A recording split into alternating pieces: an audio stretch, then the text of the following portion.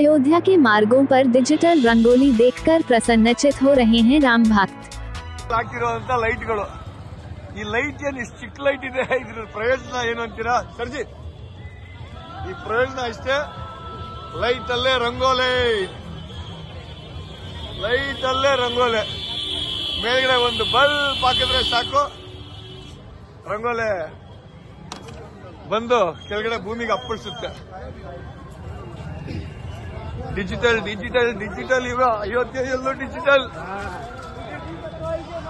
ನೀವು ಕಷ್ಟಪಟ್ಟು ಹಾಕಿರೋ ರಂಗೋಲಿ ಯಾರಾದ್ರೂ ತುಳಿದ್ರು ಒರೆಸಿದ್ರು ಏನು ಬೇಜಾರು ಪಡಂಗಿಲ್ಲ, ಎಷ್ಟು ಜನ ಆದ್ರೂ ತುಳಿಲಿ, ಗಾಡಿ ಹೋಗ್ಲಿ, ಏನು ಸಮಸ್ಯೆ ಇಲ್ಲ।